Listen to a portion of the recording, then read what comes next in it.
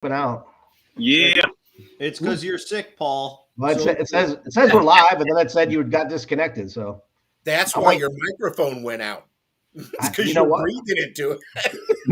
He coughed on it. I coughed on my microphone. It's like, Yeah, I can't everybody's in believe the chat room. Make sure they chat away so I know that we're live right now. I got one that says Paul Knapp live from the man cave. It just showed up on my on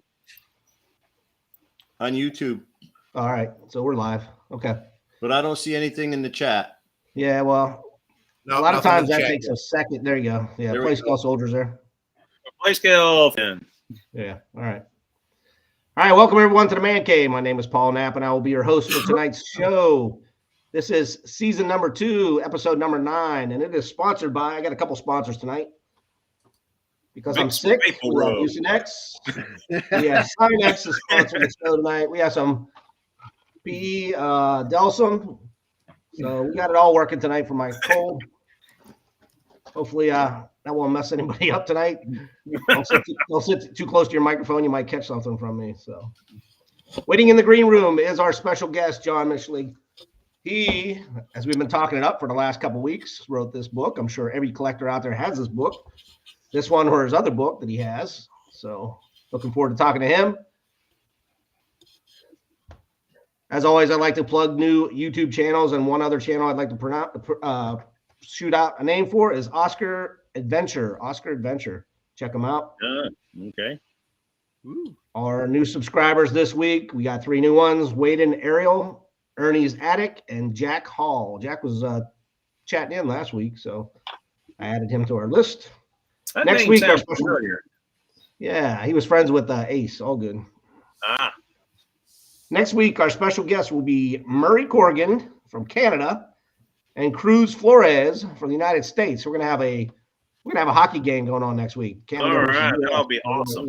We're gonna have 2 special guests on next week. So, and now let me introduce my posse for tonight. Starting at, you know what, Jim? I better go with you first because you're losing internet, and just in case you check, I don't know. Yeah. Hey, I'm glad to be here. We had a really wicked storm earlier today, and our campus took a direct lightning strike, and we knocked a lot of internet out at work. So a lot of fun there. So, yeah, I don't know. I think we're having a little bit of issue right now. So if I drop out, sorry, y'all. What's new in the zoo? We're not even there. Hey, we're not even there yet, dude. I didn't even do your introduction. I'm skipping ahead, man. All right, here it goes. Here's the horrible intro. Okay, here, lay it on me, brother. This man once went through astronaut training just for the fun of it, and in his spare time, he plays the bassoon. This is Jim Egner. Woo! All right. Yeah, man, you're screwing my show up. You know, we got John on for the first time, trying to make a good impression, and man, it's all because you're sick. Paul, you got sick and it's messing everybody up, brother. Oh my God. All right. This man lives in the woods for 3 months every summer, and he has a pet honey badger named Jacko. This is Angelo D'Annabelle. Woo!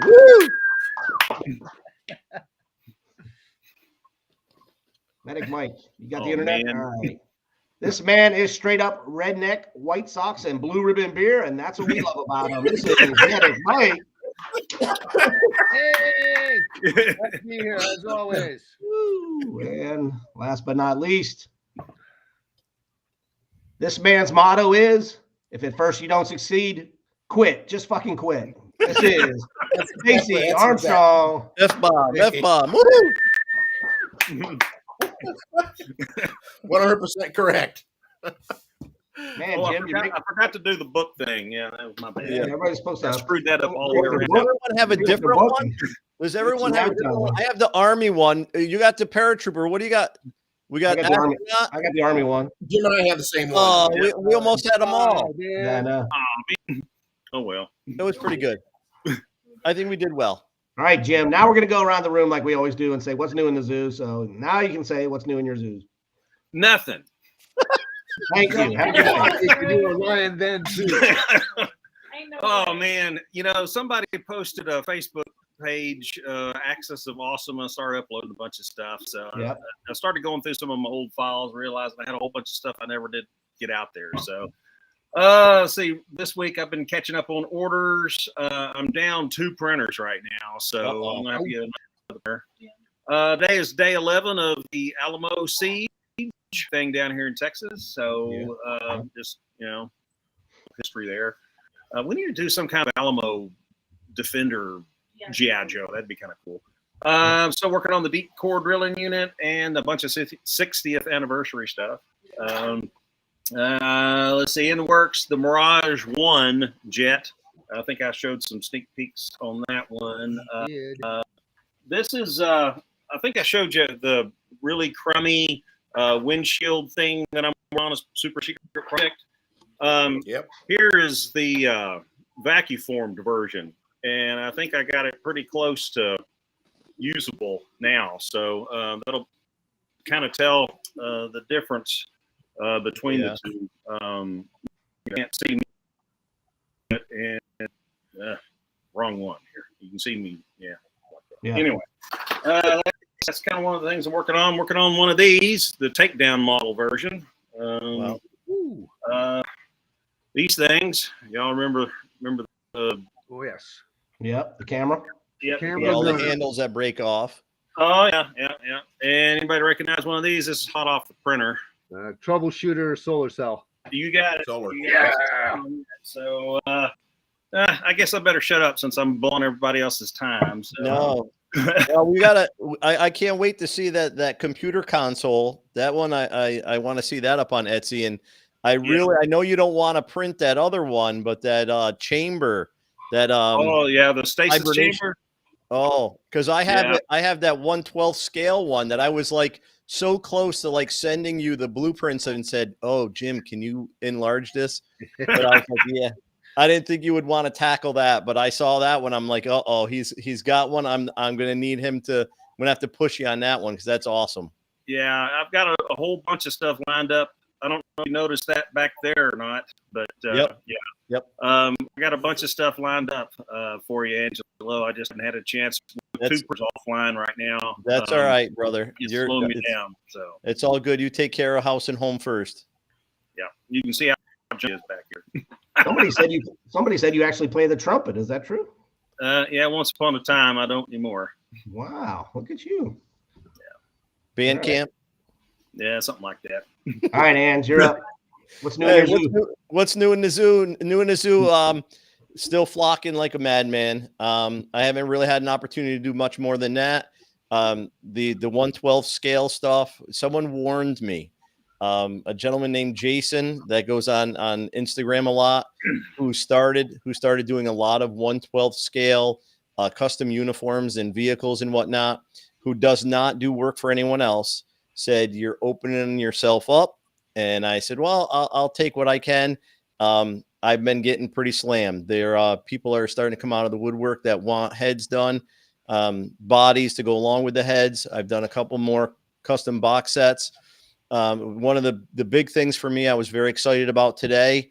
I was approached by a woman named Lily Cohen, Cohen, who has a website and a YouTube channel. Her YouTube channel has just about 9,000 followers, and she says she gets between 150 to 200,000 views per month. So I said, okay, what do you need? And she said she wants me to do a custom box set for her of 4 figures, and she wants to do an article on me and showcase me on her show. Awesome. So nice. that was an exciting thing for me today. So I was very happy about that. And then I posted the continuation of the first comic I did last weekend. It was called the Return. Was when the commander goes to the Arctic to get the aged adventurer and bring him back to headquarters, and they bring back with them a kind of a cryptid monster. And well, he escaped. And I just did. It was a 41 pager that I put on today, and I had a really a lot of nice comments, and one of them was very flattering. It talked about how well written the comic was. It said it was one of the best written comics he's read on YouTube in a long time. So way to go. I had 2 really nice compliments today, and it made the school day better because I took a half day today. I had to take mom to the doctors, and it really did boost up spirits and whatnot. So Very cool. that was a Very good cool. thing. Very All right. cool. Congratulations, man. Medic Mike, what's new in your zoo? Okay, not too much, the usual. Trying to catch up with all of this stuff that I've been fixing. Pawtucket Platoon's order is almost done if you're watching, Jeremy. And I do have one interesting thing that I picked up recently. Pretty cool. Oh, wow. 1/6 scale Neanderthal man skeleton. Nice. Got a spear in there, and he's got a little like bone whistle thing that came with him. Huh. I've got a Cro-Magnon one too, a modern human one. But I happened to spot this in my buddy's little toy shop, and I had to have it. The other thing I thought was pretty cool about this is, come on off of here. Well, in any event, his little dome thingy comes off of there, and I'm pretty sure that might make a pretty good stasis chamber or some such thing. Like, Oh, yeah. Yeah. well, it's also good because he had an extra empty one of these laying around, and I got that too. Oh, my goodness. Yeah, the skeleton itself is pretty well detailed, and I'm sure that'll work out pretty good for some sort of diorama adventure. Oh yeah. Yep. So, Oh yeah. pretty cool. Now you need to get some snow. Now you need to get some snow over there so you can bury it in the snow and get yourself a woolly mammoth 1/6 scale. Oh, geez. Be huge. Uh-oh. That'd be one bitch to flock, Ange. Well, you know what? We'll take it apart, send some to Stacy. He'll have that sucker done, while you're sleeping. Oh yeah. Yeah, they're not bad. The bigger things I think are easier to do. Yeah, I suppose. So, Your turn, Stacy. What's new in your zoo? all right. Well, I'm still recuperating, but I did catch up on some reading. I did the Tommy Gunn book. There you go. Oh, okay, yeah. And, yeah, so it's really good. That's what Ace recommended to get. And then I bought this. Oh, boy. Oh, yeah. Okay. Nice. That's cool. horrifying. Yeah. So I just thought I'd mess around with him. So he's fully bendable. His hands turn, and you take everything apart. So it's pretty cool. I stuck the head on there just to see. It was pretty close. It's not quite 1/6 scale. It's probably it's a couple inches taller. So I don't know what the scale was, but it's available on Amazon. Oh, But you can take all the muscles off and just make it a skeleton. Yeah. Or you can put all the muscles on both sides, and very cool. You spray some fake blood all over that, and you make a pretty gruesome Halloween monster. Yeah, I don't know what I'm gonna do with it yet, but I kind of like it. Oh, it does come with a skull, and the jaw moves, and, Nice. and the eyes are in it and everything. So it's kind of neat. Very cool. I thought, what the heck? I think it was like for less than $15. Nice. Nice. Brand new. Before we bring our guest out, I just want to say shout out to everybody in the chat room: Murray Corrigan, Big Boss Jack, Playscale. Who else we got in there? Anybody different? Andy and Indy's with us. Thank you, Andy, as always. We're missing Tim Cope. He hasn't been around a while. He's Seattle.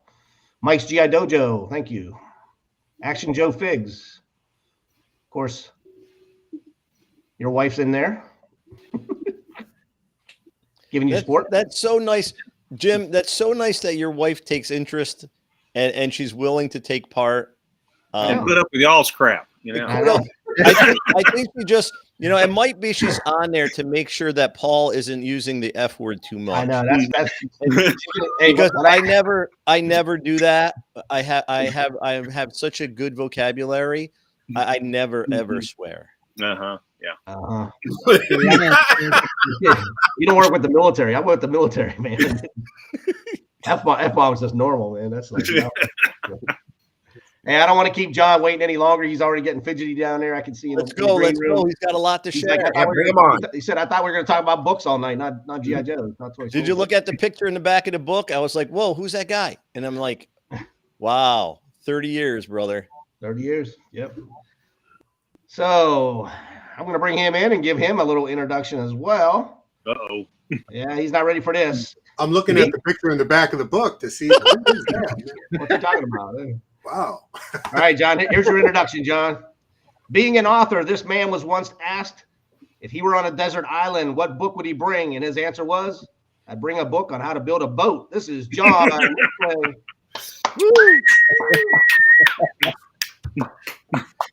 I'll open with a pronunciation. That doesn't look like the way it's supposed to be. Michlig. Michlig? Hit it hard. Michlig. Michlig. I don't know why they spelled it that way, but that's the way they did it. Michlig. Okay. You came way closer than the majority of human beings, so you're okay, fine. So is the spelling different? Is the spelling different, John? Spelling different from that's all right. It's just that it's if I looked at that, I would say Michlig, but they tell me it's Michlig when I was okay. Boy, so. Michlig.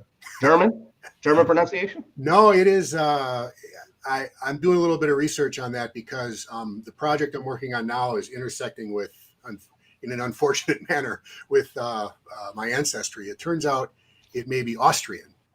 Okay. Oh, okay. Oh, all right. That's very cool. So I don't know if you know about the Austrian history, but it's colorful. But we'll we'll read that in the next book. Yeah, that is the next book. That is. I was going to say, we were talking about that on Friday. That is your next book, right? Yeah. Going down that line. So. Hey, it is an honor and a privilege to have you on our show, sir. And I don't know one G.I. Joe collector that doesn't have a copy of your book, or probably 2 or 3 copies of your book. But, no, that's great to hear. Yeah. So before we get started on all the questions from other people, I just want to know if you could tell them a little bit, those that don't know you from the book. I mean, is there anything you can tell us about yourself? I mean, I was shocked to know that you weren't a collector, to be honest with you. I mean, that was one of the things when you were talking. You're like, I'm more of a, you still have your toys from when you were a kid, but you're not really a collector. Yeah. I think that the people who aren't true blue collectors like yourself, they would consider me a collector because I have a lot of the toys from my childhood. I've kept them. I didn't get rid of them.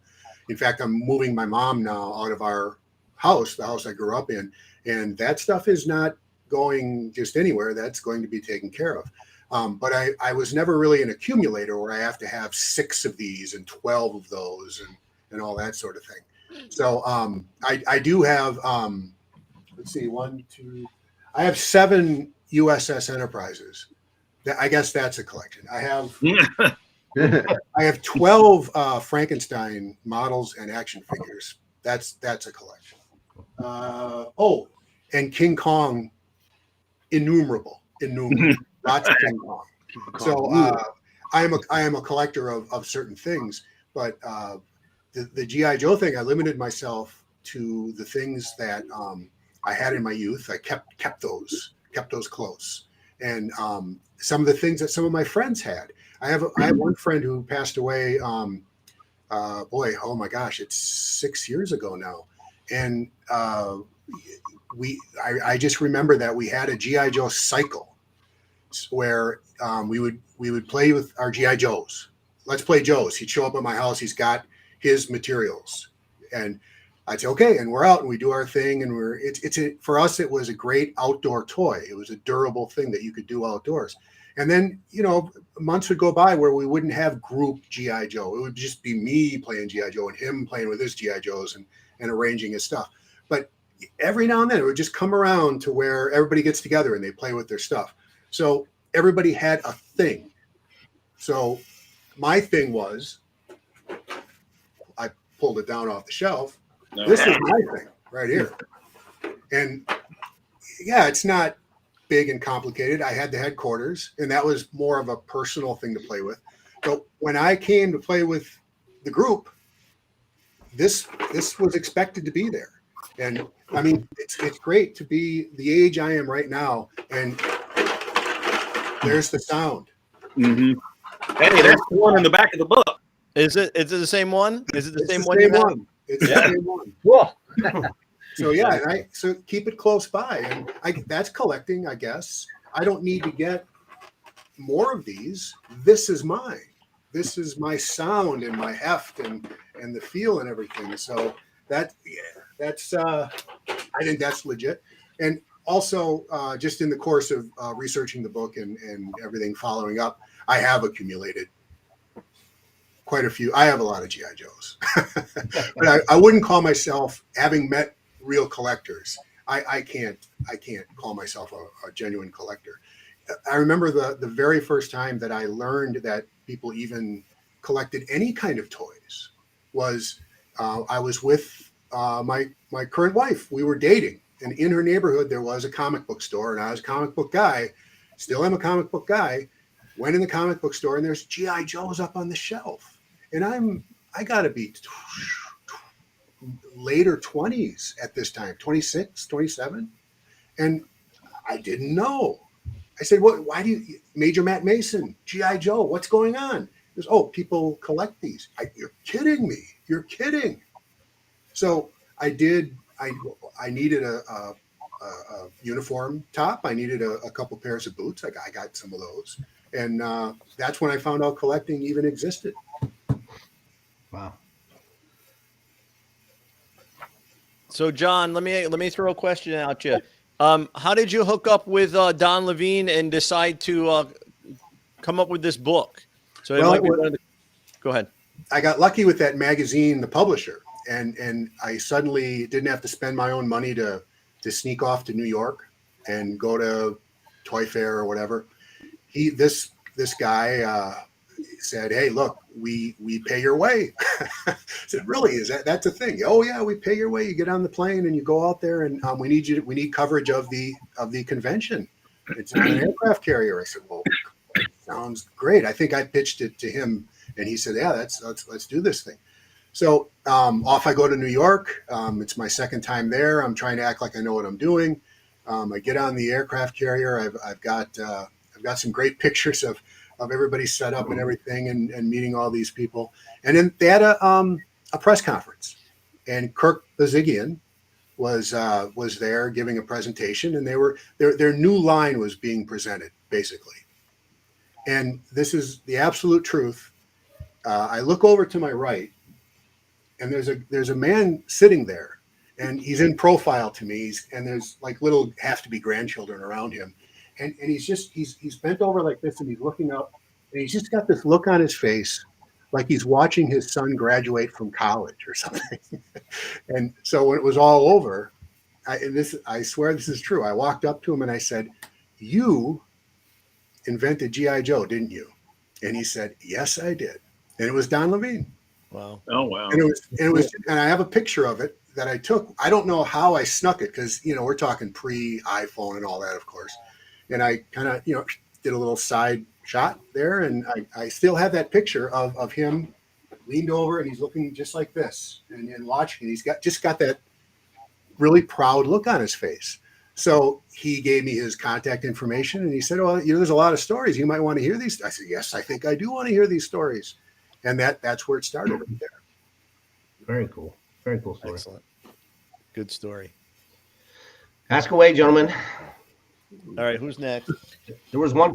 Well, I got a question. First.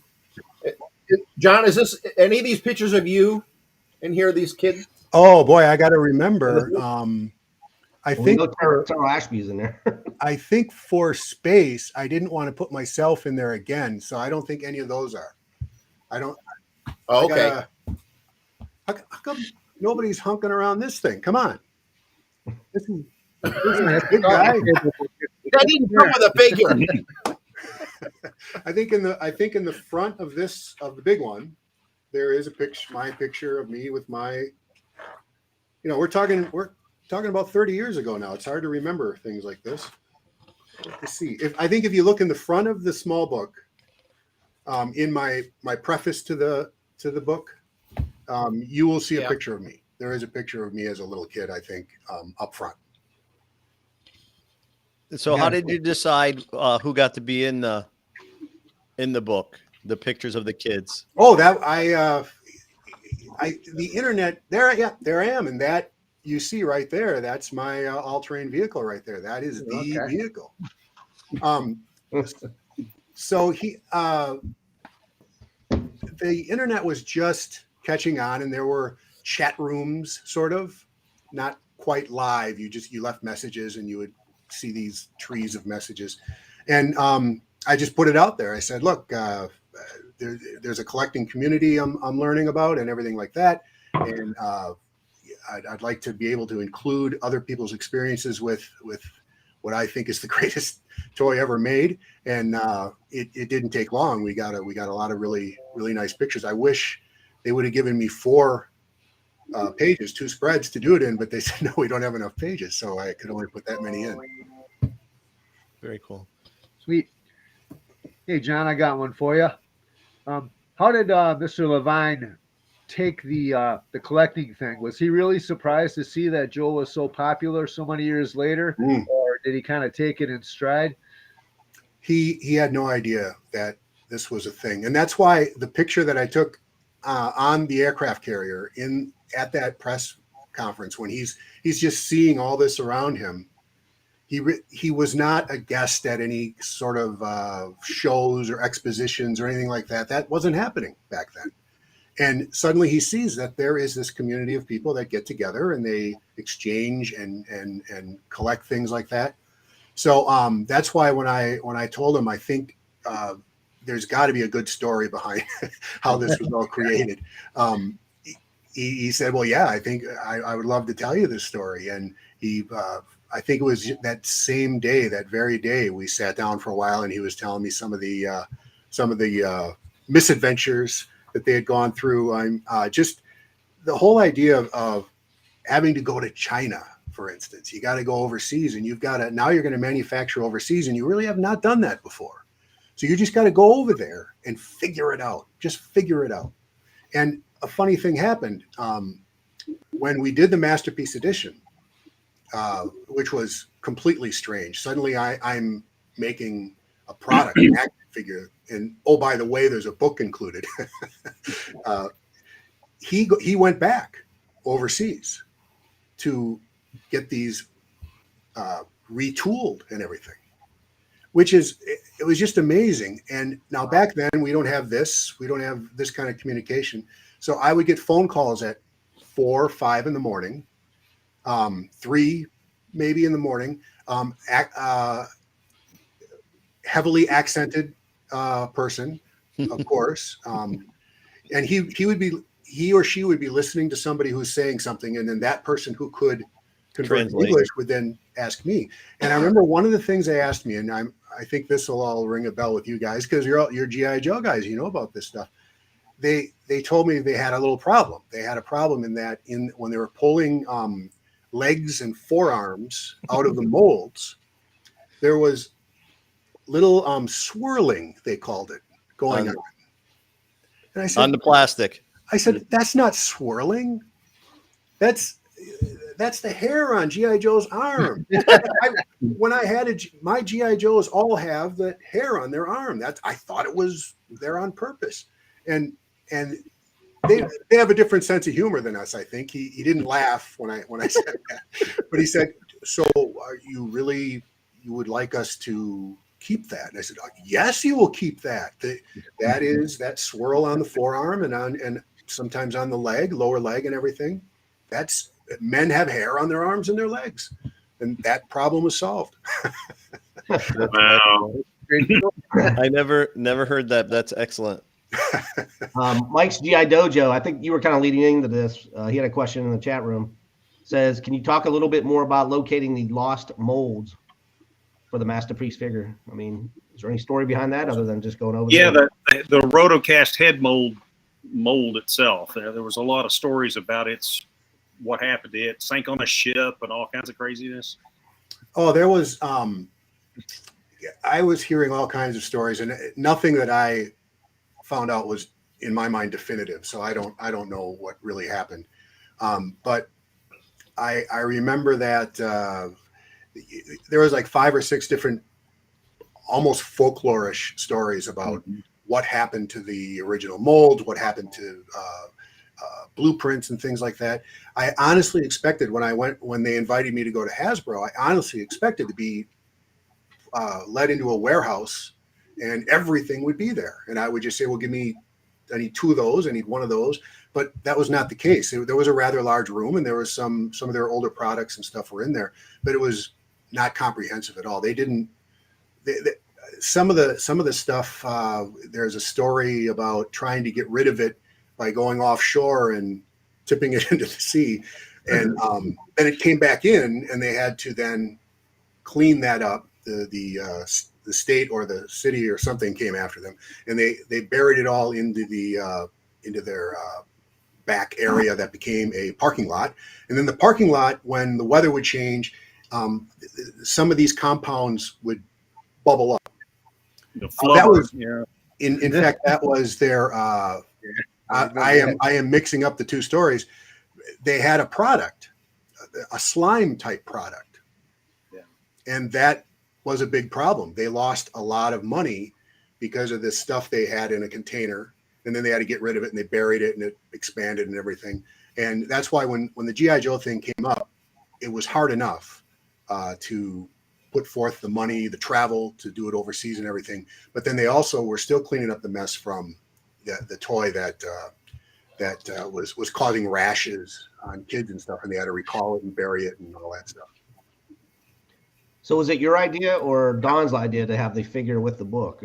Is that a? Aha.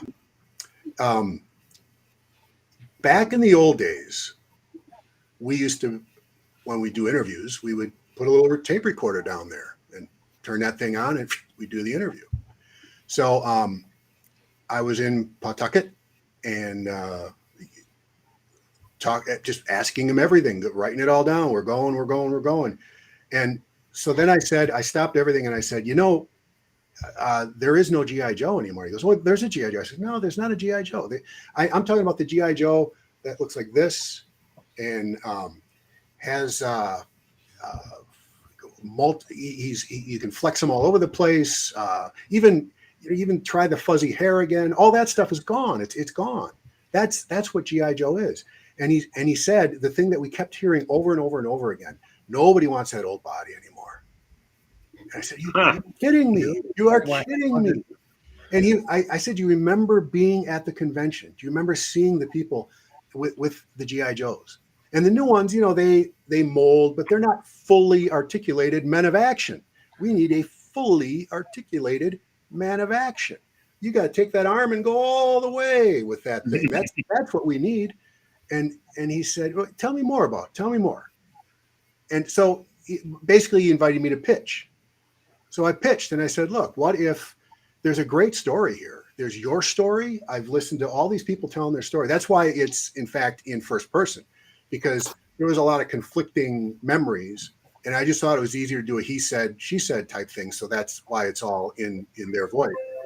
I said, if you just tell the story, you guys have military backgrounds and you brought that in with you to do this and you took a chance and you spent a bunch of money. And oh, by the way, here's your old friend G.I. Joe right next to the story.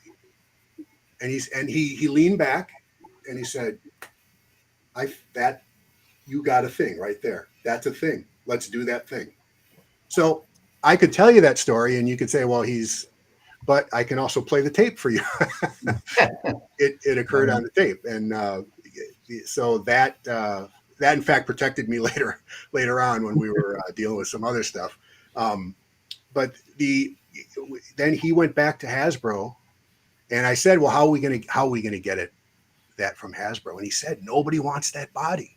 Now we want that body. He was convinced. He bought into it. Now he said, we want it. We can go do it. They're not going to make a fuss. And plus, he's Don Levine. He carried quite a bit of weight with them.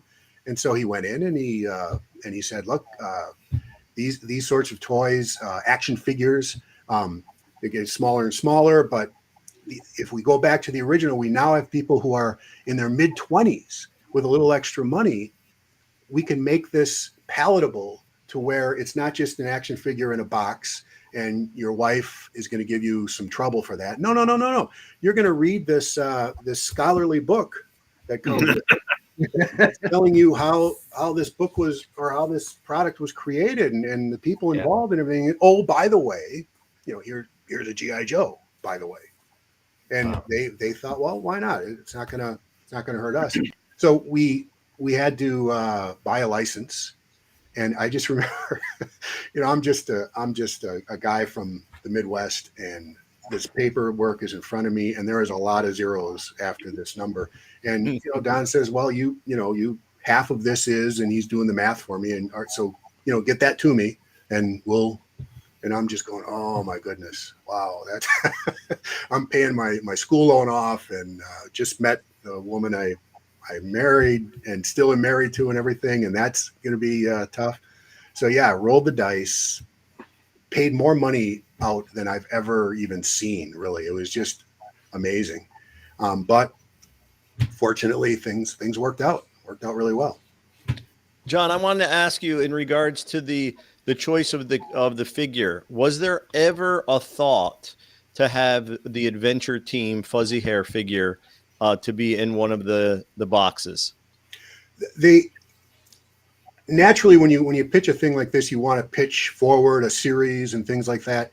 So in my original pitch, I positioned it as G.I. Joe is the original military toy. It's all real. It's all authentic. People, they honestly took stuff out of their basement because I think 90% of the people working on it were veterans, and they had the stuff, and they'd bring it in and they would duplicate the stuff for G.I. Joe. So I said it's got to start with that, the fact that people who were in the military created this toy that celebrates the people who were in the military, the anonymous men who we just refer to as G.I. Joe. You can give them a new name. You can make him your own guy. We're just going to say it's G.I. Joe, and we'll start there. And the other stuff, I'm not going to say no if somebody were to say, well, gosh, I really want a firefighter now, or I really want some other sort of figure. In fact, later on, Don Levine did team with Kirk Bazigian, and they did some different figures that were along that line, that were they had to change some of the stuff so that it wasn't pure G.I. Joe shape and everything like that, and they did a line on their own. I know you're not a collector, but where do you think the 1/6 scale figures are going these days?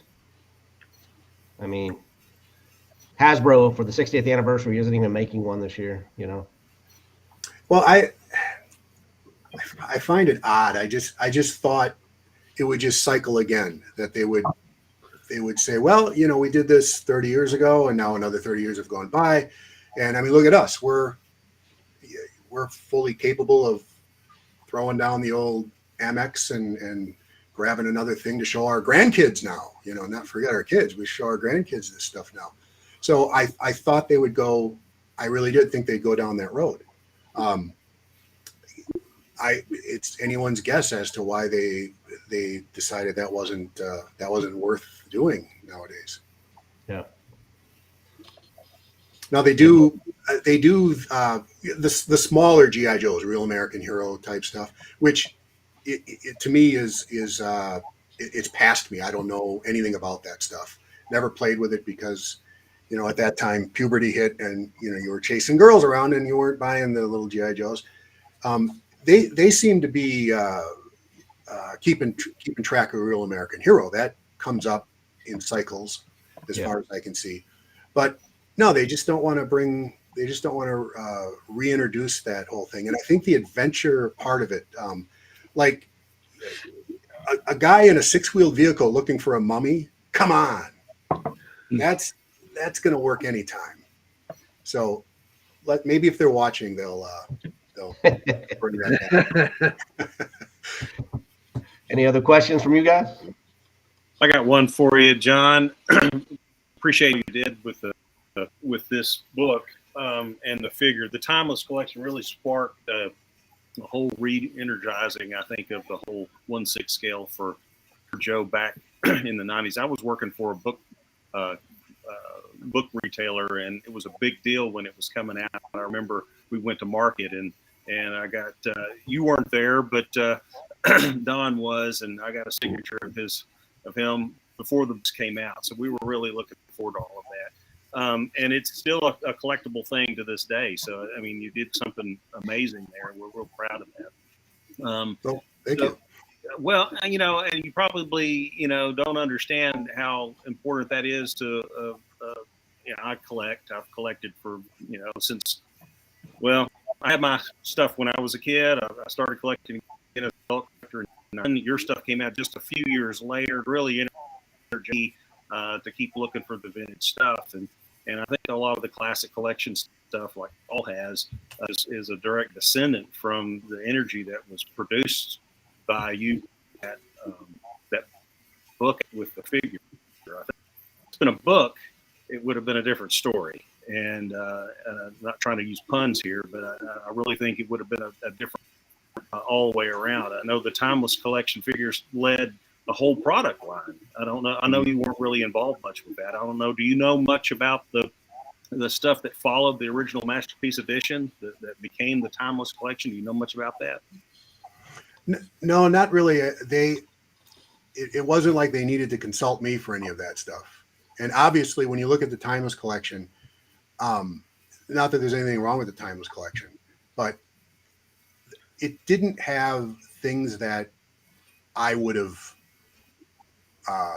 pitched in there, that I would have, for instance. And here's one of the great experiences from doing this project. We did Army, Navy, Air Force, Marine, all the different hair colors, Caucasian, African American. Every book has a different cover. I mean, Chronicle Books just did an amazing thing in doing that. That's taking a chance right there. So we're doing all of that, and suddenly I tell them, what would be cool is to do that space capsule and get to do the astronaut. And so what I really wanted to do is find a way to get the capsule and the astronaut and everything like that. And then they suddenly decide they're going to have the convention, the next convention, down at the Space Center. Just coincidence. Nobody was listening to each other. It just happened. And I said, well, this is what we have to do. Why don't we do just for the convention, do like 300 or 500 or 1,000 of these things, and they're astronauts. And Don Levine is not a 300, 500, 1,000 guy. He said, oh, no. We're going to pitch this. We're going to pitch this as an exclusive. FAO Schwartz, yeah. Yeah. So one of the things that I got to do as a result of my involvement with G.I. Joe was sit at a table across from a bunch of people from FAO Schwartz with Don Levine and pitch G.I. Joe. So there I was with Don Levine pitching G.I. Joe to FAO Schwartz. Not many people can put that on their resume. Wow. And I was shocked because we're explaining to them it has to be like the old uniform. We have to duplicate how that is. And there's a helmet involved, and the figure has to be created to put in there. And, oh, by the way, we're redoing the cover and the box. So that's all new too. And they said that makes complete sense to us.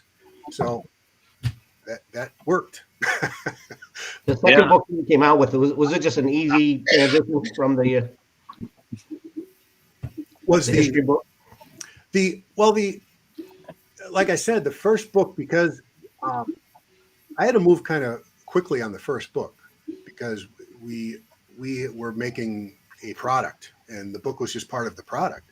So the first thing I found out when I was learning how G.I. Joe was created is that you've got a whole string of individuals who have their own story, and the time it would take for me to double check. And again, the internet wasn't all ready to go back then. You had to go to the library. You had to go to look at files and things like that. So there was a lot of he said, she said going on.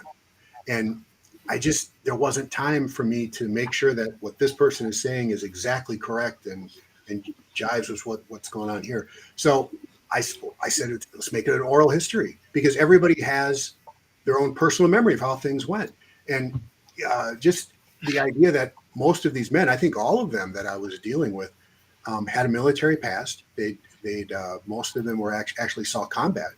And then when it came time to make this thing, they didn't have to go to some special place to find the equipment and the uniforms. They went in their basement and they just brought up boxes of their own. And that's how they duplicated the look and feel of all this stuff. That just sounded so good coming out of their own recollections.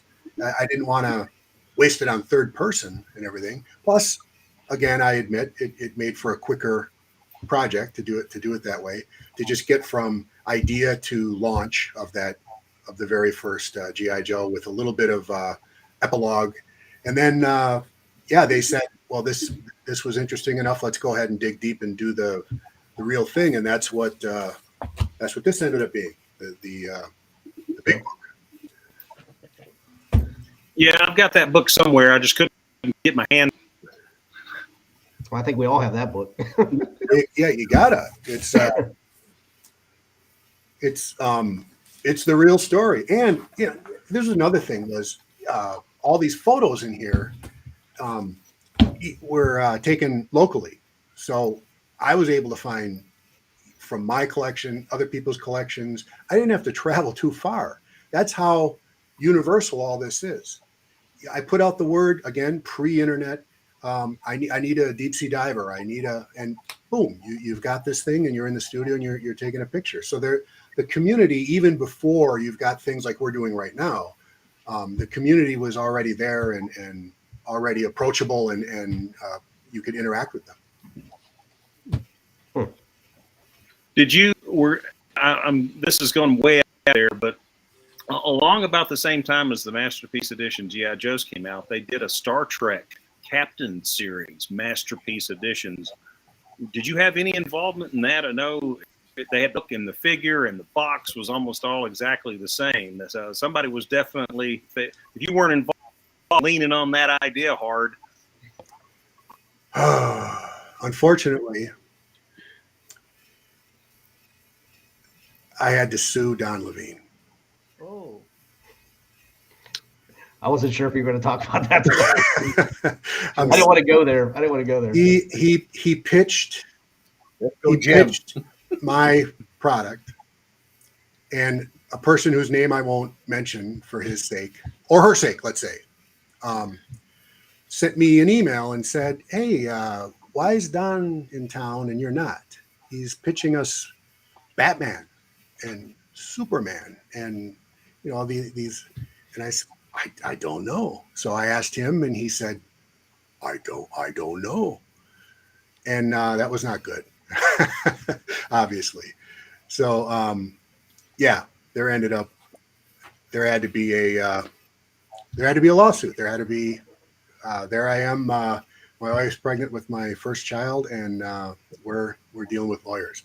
One of the funny things, though, that came from the lawsuit, which I cherish, made it worth every penny, really, was I have a transcript of him giving his testimony to my lawyer, and he says, all right, so let's talk about the first book and how it was pitched, what was going on. John was out on the West Coast, and he's talking to people like Chronicle Books and everything, and what are you doing? He goes, well, I didn't know anything about the West Coast, Levine says. I went to New York because New York is what I know. So I went to New York. I talked to some publishers, and I went in, and what I'm about to tell you is on a transcript. So it's real. And I cherish this. Again, I say I cherish this. The publisher said, well, this is a great story. It's an all-American tale. So I think what we can do is go this direction with it. But I think we can get Norman Mailer to write this. We'll have Norman Mailer write this story because it's, Americana. And Don Levine says, no, not Norman Mailer. I think this Michlig guy. We'll have Michlig do it. He goes, no, wait a minute. My lawyer, who was also a writer, he passed away a couple of years ago. He stops everything. And that's on the transcript too. He goes, wait a minute. You're saying that you were sitting at a table with publishers and you were pitching a book, and they said, oh, we got this Norman Mailer guy. And you just said, no, forget Norman Mailer. I got Michlig. We'll have Michlig do this. So that's not a lot of people can say that, they shoved aside Norman Mailer for this guy who was previously unpublished, had nothing other than a Sonic the Hedgehog. I had like 3 Sonic the Hedgehog little kid lookbook books that I had written. So, that I did after we had, settled all that stuff up and everything. I did bring that up for a laugh. If I ever had to communicate with him again, I would always thank him for picking me over Norman Mailer. Wow. I mean to bring up a sore subject, but it does kind of lurk out there. Was kind of question all these years. I didn't understand what was going on with that. So, Well, it's again, there were so many little things that I mean, I don't have I wish I did. I used to have a Superman and a Batman Masterpiece Edition that I didn't see a dime from. But my office used to be in my basement. We had a flood. oh no. Everything went away. Everything, all the negatives and photos from the GI Joe book and everything. And I had those Masterpiece Editions just to have. And like anybody will tell you, if you get involved in some sort of legal procedure or anything, you pay out so much. When it comes to winning, I never felt like I won anything or anything like that. It was just a thing you have to do. It's procedural. You just have to do that stuff. Again, didn't have a sore subject there. Wow. Well, I'd like to add something. Bringing this book back up again, this is the book from my figure. I went down to FAO Shorts. I was living in Wyoming when the Target ones came out first. And I had heard that they were going to do an astronaut. And then I found out it was FAO Schwartz. Well, the closest FAO Schwartz when you're living in Douglas, Wyoming, was down in Denver, Colorado, which is almost a 3-hour one-way ride. So I loaded up the kids and the wife in the car. Wow. And we went down. And they thought, I bribed them with other things, to go. And we went down to the mall, and I put 2 of those in my little buggy. And my wife looked at them, and she opened it up, and she saw the book. She goes, "Isn't that like the other?" I'm like, "Yeah, the book's the same." I said, "But it's the astronaut that I want." And she goes, "But 2?" And I'm like, "Yeah." And I'm like, "Well, I know I knew what was happening next. She was going to say, no, you can't have 2. And because these were quite more, much more expensive. But as the man of the house, I had to lay down the law. And sure you did. And sadly at the checkout there was only one in my hand. But I wanted 2. So this is my book from the original. So I'm still happy to have it and everything. But and I still have the astronaut too, believe it or not. He didn't break or nothing like that. Good. One of the best parts of the experience for me was they sent us out on a tour of Targets. I called it the tour of Targets, and because Target bought an enormous amount of stock, which nowadays the book industry and everything is much different now. Self-publishing and things like that. So back then you could pitch a book, you could get a advance on that book, and you could live on that advance. And here I was doing a book, but there was a product involved. And then we were going around all over showing it to people, and got an appointment with Target.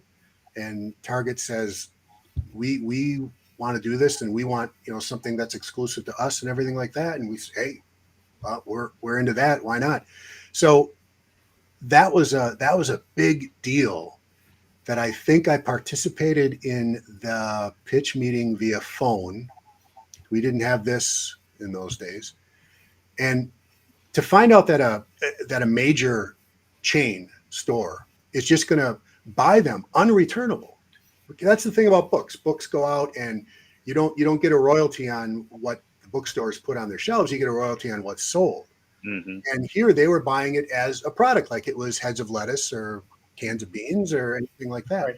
And I forgot how many stores they had, but they had a lot of stores. And when they said, okay, we're going to buy X amount, Chronicle Books had never seen anything like this before.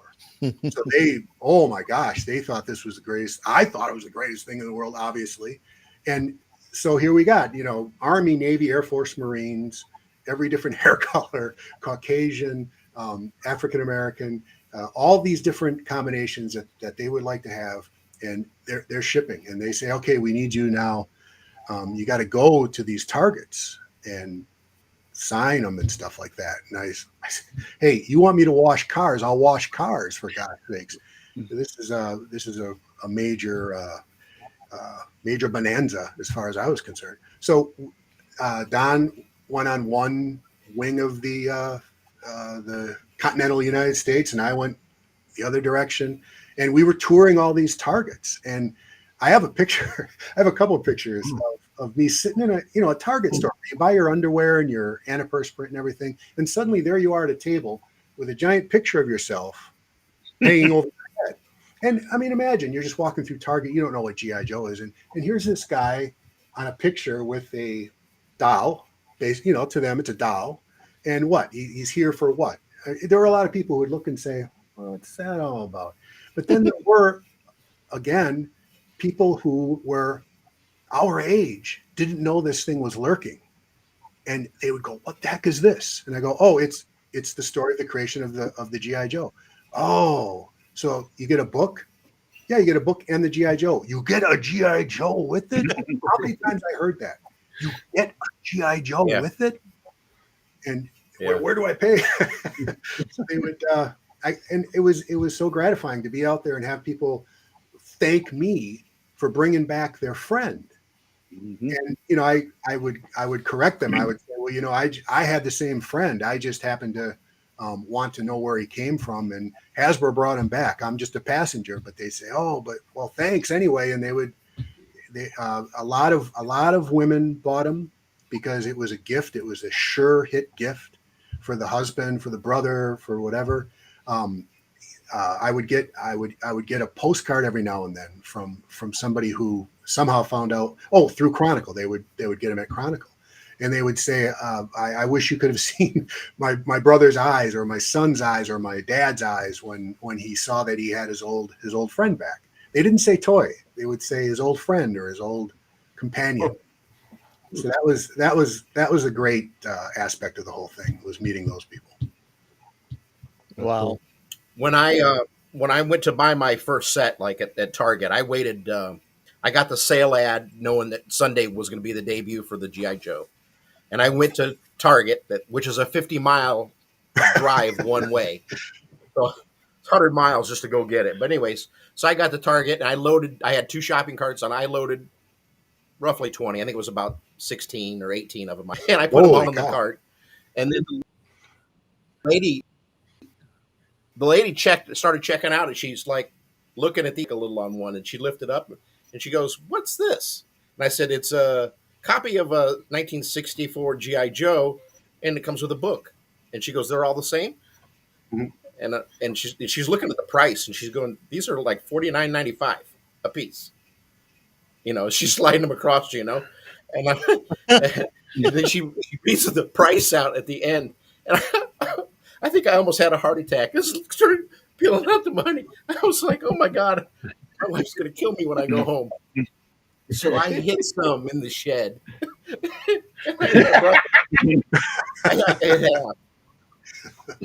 It's the nice thing about cash. You can't erase it. That's why I spent cash too. Yeah, but man, I started playing with those things right off the bat. Yeah. And then I was like, I'm reading a book, and I'm like, so I got the next book, and I started reading it, going through that one too, to make sure nothing was different. We didn't wrap this up with one good story. Huh? One good story. I took notes. Let's see if I have a. What's a weird one that I.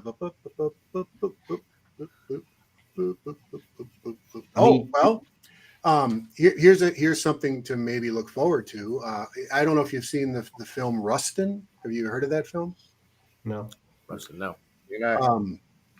Well, look it up, and you'll say, "Oh, now that's a big time film." Well, some of the people who are involved in that film have contacted me and wanted to know if it's possible to make a film about the creation of the greatest toy there ever was. Awesome. Oh, wow. So not the Barbie thing where, he's walking around and he's having adventures. No, not that. The characters would be actually the people who created him and how they went about doing it, and some of the pitfalls and things that happened during that. So that might be something to cross your fingers for. That'd be great. Cool. Could do that for the 60th anniversary. Yeah. Okay. Oh yeah, that'd be Somebody's real doing something, right? And then one of you is a big. Did someone say they're a big Alamo fan? Well, he Big Well, lives Joe. in Texas I'm down from there. Texas, so This you know. guy over here. Oh, because I'm currently researching. I'm currently researching the person here in Wisconsin who actually helped finance the film "Birth of a Nation" that brought back the Oh Ku wow. Klux Klan and stuff like that. So Oh, wow. it's a small world. Everything's very small. Yeah. So there's that, and then the big project I'm working on is a person from Minnesota. That's all you need to know is they're from the Midwest. Did an amazing thing in World War II. He captured the worst Nazi there was, other than Adolf Hitler, and he self-published a book back in the 70s. This little pamphlet, and the book is called A Search for Adventure, Part 2, The War Years, as though the fact that he almost single-handedly captured the worst, most ruthless Nazi there is was not, good enough to be a book all by itself. This is just, part 2, And he did go on to work in the federal government. He was he got very high up in the federal government. But anyway, the name of this guy, and nobody's really heard of him. Maybe one of you have, is Ernst Kaltenbrunner. Oh, okay. I don't know who that So guy is. when you imagine a Nazi, you imagine something like that. That guy, scar on his face. He was about 6'1", which was huge back then. So, and he's from Austria. That's the thing. He's from Austria. And so when the war was winding down, he goes to hide in Austria at the foot of a mountain. And then when our hero, the guy I'm going to write about, and I'm currently researching and everything, he goes out to capture him. He goes up to the top of a mountain top, and our guy has to go get him. And that's the story. That's the next thing I'm working on. Wow. That is amazing. Awesome story. So, John, I know you're not familiar with my show, but at the end of every show, I like to do a trivia. Are you up for this or not? Well, I'll embarrass myself probably, but let's do it. Let's do Is it. it only one- G.I. Joe related? That's my It's job. not G.I. Joe related. It's actually, Is it all about the book? Is it what it's page trivia number? it's trivia about books, period. Oh. And Mr. Big Brain down there, he's going to know them all, I'm sure. Well, down here. Yeah, no, you. Oh, okay. So when you all, Is it not true or alcohol. false? it's true or false. Not like last week. It's true or false. Okay. Oh, Come on again. And most of these books we probably all read in 7th, 8th, 9th grade.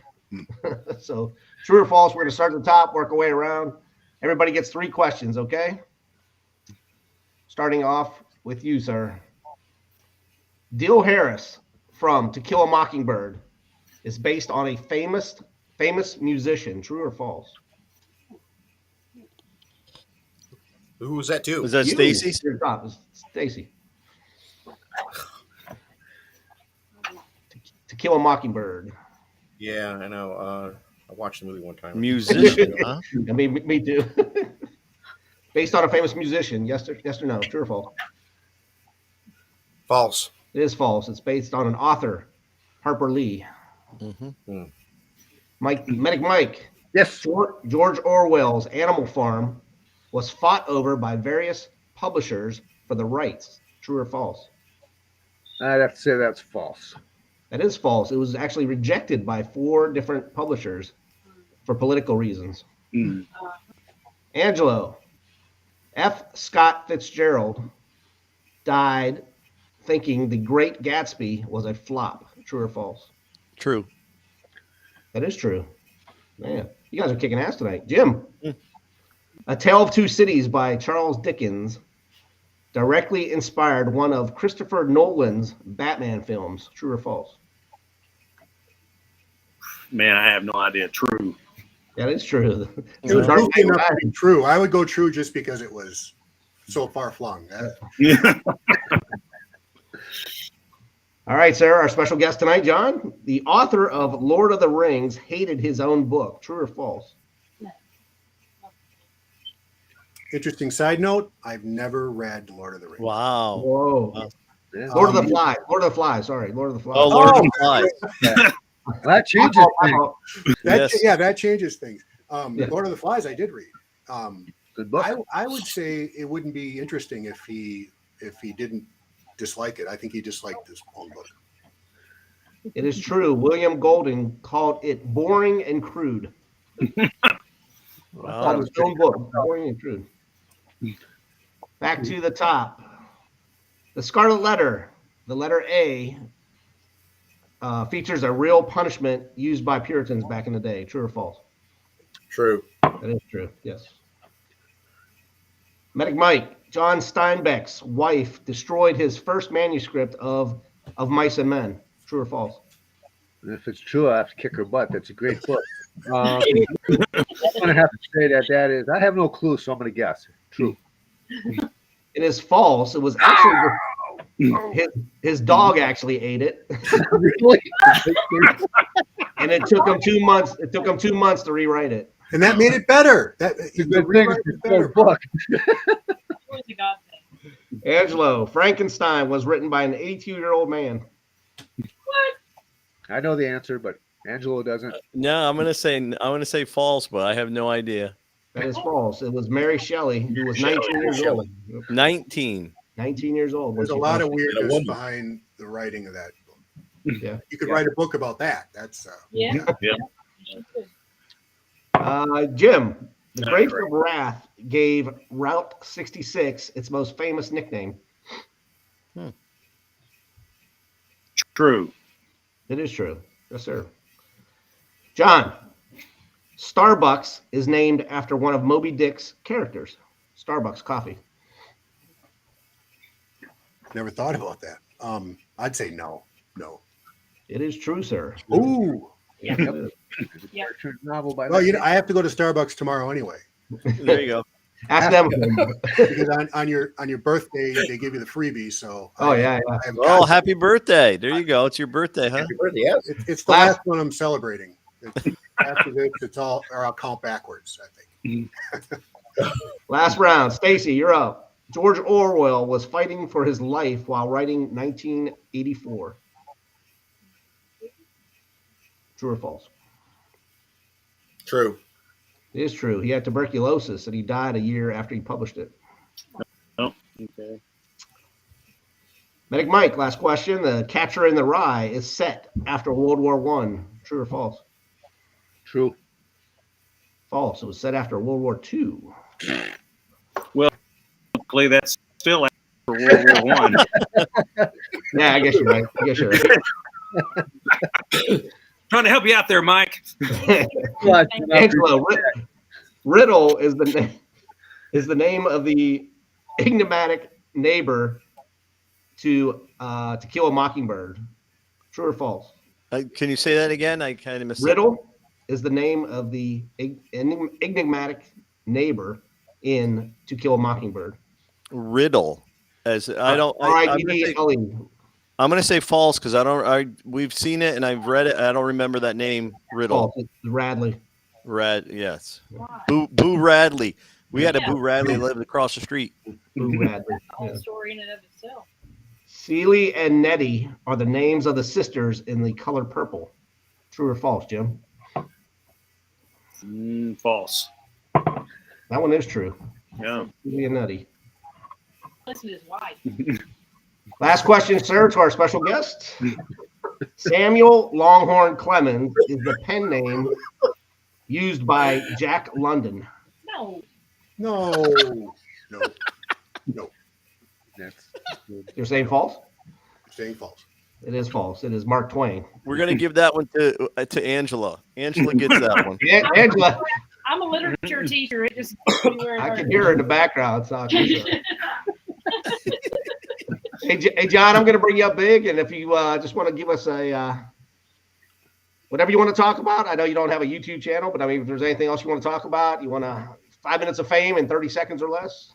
Well, one of the interesting things you can do nowadays that you couldn't do back when I was researching the things like the GI Joe book and the other books that I've done, is you can do things like a Substack, which is put little episodic sub stories that have to do with the research you're doing up every now and then. Free stuff. It's free. You get a little email that says, "Hey, there's a new episode of the Dead Range," which is what I'm writing.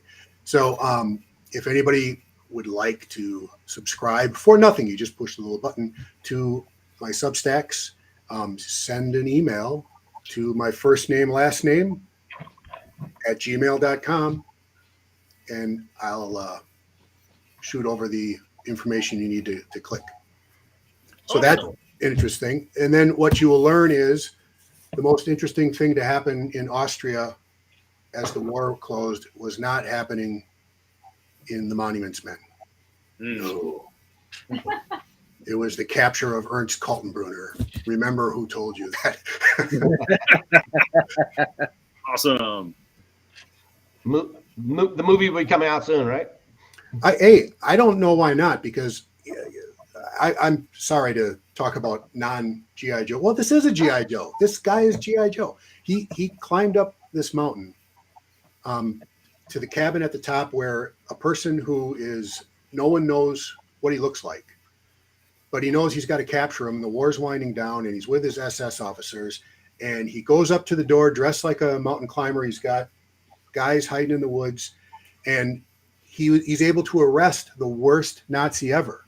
But he still doesn't know what he looks like. It's a group of guys up in a cabin, which, by the way, is still there in Austria. Really? You can go to Austria, climb up that mountain, and it's sitting there.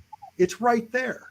What? He marches them down, and they go through the village, and then the woman who is his mistress runs off the porch, gives him a big hug. And that's how he got him. He's revealed.